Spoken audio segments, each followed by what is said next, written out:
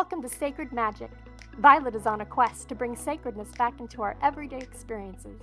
Anyone can have an extraordinary life when they are able to tap into their sacred magic within.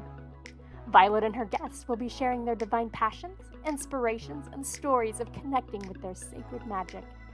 We are so happy you have joined us today. Let's get started with your host, the magical creator of Discover Your Spiritual Gifts, Violet Rain.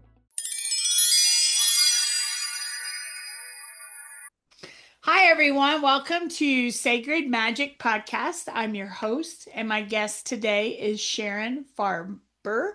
She graduated cum laude and Pi Beta Kappa from the University of Massachusetts, and she has a BA in Sociology. She's a massage therapist, a healer, an award-winning artist, a medium, a teacher, and a mentor. She's the author of Choosing to be a Medium from Llewellyn and Choosing to be a Trance Medium from also Llewellyn. Known for her down-to-earth approach, she specializes in training new and experienced mediums. Having chosen to learn mediumship herself, she inspires students with an "if I can do it, so can you" attitude. She provides encouragement and guidance for those that have never even imagined that they could become mediums. I love that. She offers mediumship readings, public demonstrations, mentorship classes, and development circles online and in person. She also leads retreats throughout the United States and Canada, and she welcomes invitations to bring her classes or retreats to your community. So welcome to the show. Thank you so much for having me. I love mediumship, but I've been a medium since I was a child. So I've always connected to the other side, even though for most people, I was the odd duck in the family or something very odd about me. So I've always kind of connected. And I've had a little bit of training, but not a lot. I just naturally connected. So I'm excited to talk to you today about this. So what got you interested, since it sounds like you learned this skill, this gift, this technique? What got you interested in being a medium? What is your story? Okay. Well, I've been a massage therapist and healer for 38 years. So with the energy healing, there's a little bit of overlap because you're aware of guides a little bit and energy healing. But I was almost 50 about 14 years ago when somebody randomly invited me to a mediumship demonstration. And I said, "Oh, that sounds interesting. Sure, let's go." No compelling desire. And it was a small in-home demonstration for about 10 people. And the medium gave amazing readings to all of us, connected with a close friend of mine and my first dog. And I was fascinated and saw how healing it was. And then I invited her to come give small group demonstrations at my massage center, which she did once a month for about a year. And once again, more amazing healing that I got to experience. And then she was too busy to work there. And then I thought, wow, I want to do that. We need more mediums. And then I thought I'd love to do that. And most people told me, I didn't think you could learn to be a medium. I thought you had to be born that way. And I've heard that hundreds and hundreds of times since then, but I decided I would find out. So I found out and I developed into an accurate, compassionate medium. I love that. I tell people all the time, everyone is intuitive. Everyone connects. They use different words, or they don't really understand what's happening, even though it is happening. I think we all connect. But just like a person that competes in swimming or running or baseball or football or any of that, you got to practice those muscles. You got to stretch them. You got to learn how to do that. And all of us can do that if we are willing to put in the effort and work. And it sounds like you were fascinated and kind of jumped right in, which I think is really, really important. I just think we need to practice and use it all the time to keep it fine-tuned where it works naturally. Does that make sense? Yeah. Mhm. So, makes sense. I think I went from zero because in the previous 50 years, I had one dream that was the closest I came to being aware of somebody on the other side. So it's not like I had it happening and I just wasn't focusing and developing it. There were no experiences where I connected with loved ones in spirit until I started from the beginning, used my intention, and learned how to do it, which is a great place to be able to teach beginners that they too can do it, even if they don't have any current experience. Yeah, I understand. I get that too. But I think sometimes, at least for me, spirit talks to me in my own voice. So if I just poo-pooed it and said, "Oh, that's my imagination," or, that's just me talking to me, sometimes I can miss it. Sometimes we say, "Well, I have a gut feeling of doing this," or hair stands up on the back of my neck. That's all what this is. That's your sixth sense telling you, "Hey, pay attention." Or you get this nudge of, "I need to go left today instead of right." There is that nudge that I think we all get that periodically throughout our lifetimes. We just think it's us sometimes, and it's like, why would I have went left instead of right? So it's some of that. But I also get we can have an awakening, or we can have a class where it just completely opens up immediately and you're really connected. That happens to people too. That's what makes us all different, right? Because Yep. everything comes in a little differently. So, how is mediumship, sacred healing art? How do you consider that sacred healing? Because I understand that, but somebody listening might not. So, that art of bringing love and connection between both sides. Share a little bit of that perspective with us. I focus on it being a sacred healing art and the love and connection because it's not a parlor game. It's not something to have a couple drinks and then show people what you can do. I encourage my students and everybody to take it seriously with respect, be grounded, anchored, and come from a place of love and healing to connect people with their loved ones in spirit. To me, even after it's only been 14 years, but still, it's still a miracle. It's amazing that we can do that. And I emphasize how it's healing and should be respected and not just taken. Well, anyway, I think I answered the question. You It, did, and I love that because even as a reader, so I'm psychic, I'm medium, I'm a channeler, I do all of that. I also connect to the Akashic record, so all the different things. And sometimes people come for entertainment, right? yeah, I want to be entertained. What was I in a past life? What? And I'm like, well, what do you need to know in this lifetime to have a better life? I'm more interested in how all that affects us now in this now moment. And when we're connected to spirit, I think reverence, sacredness, all of that is so important that we come from that place of this is a gift. It's magical. Let's respect their time and them coming to connect with us because I think that's super important. So I totally agree with you on that. This isn't just a parlor game that we're having fun. This is, hey, they have a message for you that they want you to hear that's going to better your life. Let's connect with them in that way. And always be grateful. I think gratitude of thank you for coming and being part of this and letting us connect is important too when we hold that space of gratitude as well, right? and I'm not saying that it can't be fun, Yeah, fun and exciting with laughter and joy. right. And I'm not saying you have to be in a terrible, needy place to go see a medium. It can be like, I want to experience it. That sounds fascinating and learning, but I just want people to respect it a little bit. All I right, so understand that. Yeah, curiosity. And they want us to have fun. They want us to laugh. They want us to have that joy. That's what raises our vibration too, so that connection's a lot stronger. It's just holding that space of thank you so much for coming and spending time with us.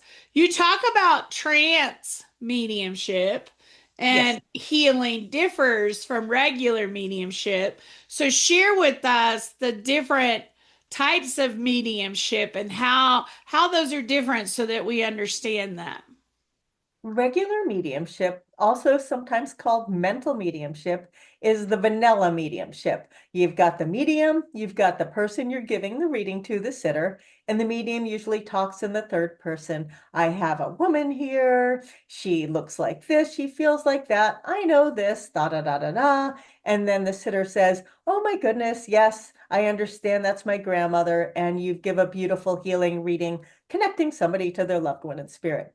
Trance and the medium is aware of what they're saying and can clearly speak with the embodied person as well as the spirit person.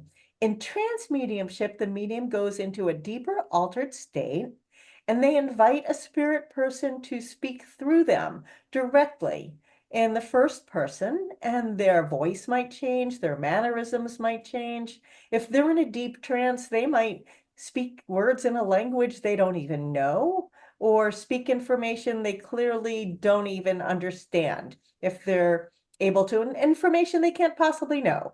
And with trance mediumship, it's more often connecting with spirit guides, giving uplifting messages for a group of people, sometimes called philosophy, and sometimes it's loved ones in spirit coming through.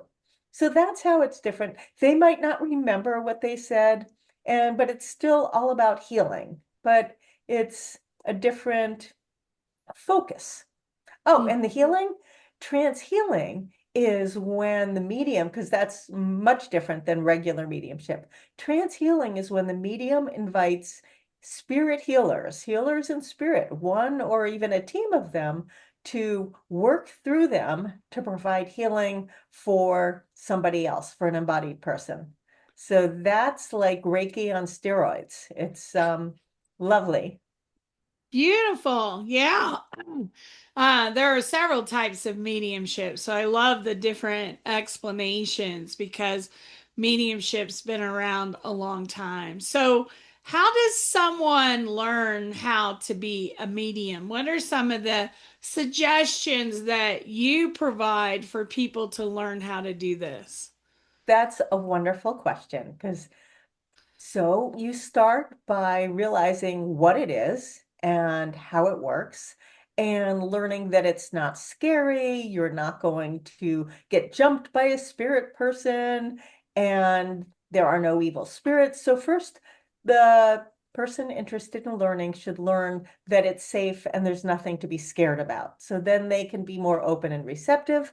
And I teach them the mechanics of mediumship, what it is, where the spirit people are, how we ground ourselves, set our intention, ask for help, clear our mind, and then invite a spirit person to connect with their embodied loved one, and how we can perceive that information, which is with our clairvoyance, clairaudience, clairsentience, etc., which is psychic seeing, hearing, knowing, feeling.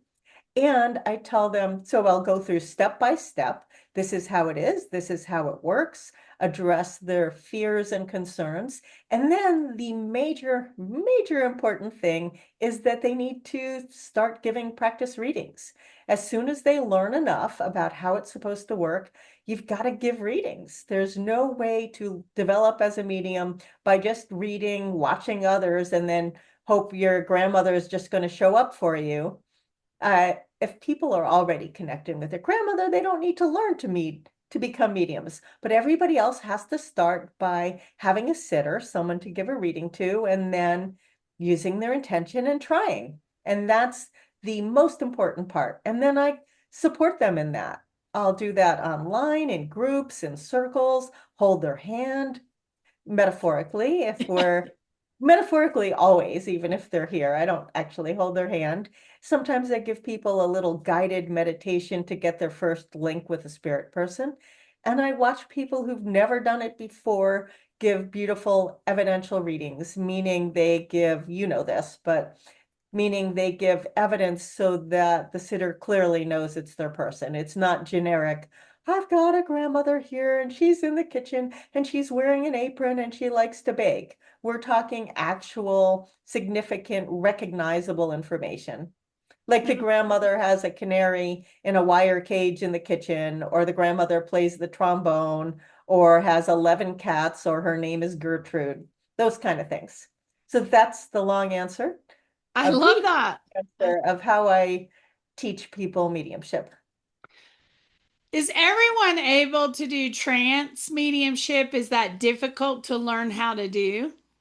It's easier and harder, and I have no idea if everybody is able to do that. You have to be willing to get out of the way and give up some control. So some fabulous mediums have zero interest in trance mediumship. They love what they're doing, and there's nothing less than about people who stick with regular evidential mediumship. Trance mediumship is a deeper level, and I don't know if everybody can do it, but what you have to do mostly is get out of the way, relax, trust, and surrender even more. So it's harder because you have to surrender, trust, and get out of the way even more, but it's easier because you're not trying to prove the identity of spirit people. You're not trying to meet the needs of sitters who are desperate to hear for their loved one. Instead, you're inviting spirit people to speak through you to bring love and healing to a group. So on that level, it's easier, it's more relaxed, but it depends on which way you look at it. I love that. You know, when somebody passes, let's say somebody passes today, can you connect with them quickly or does it take time? How does that work in your experience? In my experience, people who pass can come through immediately, and sometimes they do. However, the sitter, the person left behind, might need time, might need days, weeks, or months to be able to be open and receptive, because if they're in acute grief, if they're desperate to hear from their person, it's the embodied person that's the limiting factor. If they're just so needy and desperate, that's not conducive to, oh, I'm here open, receptive to hear from my loved ones. The loved ones, boom, I don't believe they have any training period or whatever people call it. Oh, first they have to have this month or something to integrate. Sometimes people pass and they come through to their loved ones, their embodied loved ones, even directly before the person even knows that they're in spirit. And I've connected with a lot of people immediately. One woman in a demonstration had to leave early to go to the funeral of somebody I brought through. So I brought through somebody yesterday. It's like, okay, I got to leave now because their funeral's today. So spirit people can come through immediately. The people left behind aren't always ready right away, but some of them are. I love that. I love that answer. So, how do you help people address some of their fears? What are some of the fears people have with being a medium? Okay. One, they think that if they open up and become a medium, they're going to get swarmed by spirit people and not be able to go to the grocery store or a mall or something without spirit people flocking to them, begging them to connect with their spirit people. And some, they're embodied people, and some people have that experience. So in that case, I teach them that you can have boundaries, that you can decide when you want to connect with spirit people, just say no, have office hours, and I encourage them to create boundaries so that they connect with spirit people when they want to, and it doesn't interfere with their life. More frequently, there are people who think there are evil spirits, or you might get an attachment, or you shouldn't disturb people on the other side, and there's a whole host of fears. And the answer could take longer than we have, but I don't believe in Satan, demons, negative entities, evil spirits, people who do you can just tell me when to stop. I'll just go on here a tiny bit. People who do terrible things while they're living don't become an evil spirit when they pass. They don't become Mother Teresa, but they're not an evil spirit. They get the support and help to evolve as a soul on the other side. I think the concept of ghosts is primarily, I think people believe in ghosts and are afraid of ghosts because Hollywood, ghost stories, Ghostbusters, and a misconception because people don't realize that a lot of people have sensitivity and can see spirits or hear them or have some latent mediumistic abilities they don't even know about. So somebody dies and then you think you see or hear them, they're like, oh my God, they're stuck, they're trapped. Oh no, as opposed to the spirit person's in the spirit world, and this person didn't know that they would have the ability to see them. And I could go on and on. I love that, though. I love that. So I know you've written a few books. Can you share a little bit about the books that you have written and that are out there that people can pick up? Sure. Thank you for asking. This is Choosing to be a Medium, and it was published in 2019 by Llewellyn. It's in audiobooks, so you can get it on Audible. You can do Kindle, ebook, however you want. And that is the basic how to become a medium. It's got 65 exercises. It explains everything that I teach my students. The mechanics of mediumship, why it shouldn't be scary, becoming a professional medium, when to charge, how to charge, challenges, obstacles, and all that kind of stuff. And that's my main book at this point. I did write a companion journal that if somebody's learning to do mediumship, they can use it as a workbook, and it has a place to log your readings, your connection with guides, your hopes and fears, and you track it kind of like if you're going to focus on weight loss, tracking what you eat and your exercise keeps you focused, keeps you on track, gives you a sense of purpose, and shows your accomplishment. So I've got a journal that goes along with that if people are serious about their development and want to have that extra support. The book is available anywhere you can find books. Bookstores, online, multiple countries and everything. The journal is only available on Amazon and from my website because I self-publish that. And the next book is called Choosing to be a Trance Medium, which is all about learning to do trance mediumship and trance healing. And that should come out in November 2026. And it's also published by Llewellyn and Dreamscape Publishing is doing the audiobook. So November, and so I've got a few months to go, like 10. That's awesome. We will have your website on the video and also in the description, but share with us a little bit for people that want to connect with you and work with you one-on-one. What are some of the things that you offer? Thanks for asking. I give readings. I give readings, demonstrations. So I do mediumship, but it seems like my niche is more of the teaching and the mentoring. So I offer one-on-one private sessions online. I offer beginner mediumship online classes pretty much once a month, limited to 10 people. They usually have fewer people than that. I teach classes in person sometimes. And what I really like to do is retreats where people can leave their mundane worlds behind and immerse themselves in mediums, not worry about cooking or cleaning or their families, bond with other people to develop their mediumship, even if they're beginners or people who want to strengthen. I've done a couple retreats in Hawaii, the Blue Ridge Mountains of North Carolina, the Blue Ridge Mountains of Virginia, around here in Connecticut. I did a 3-day class in Canada.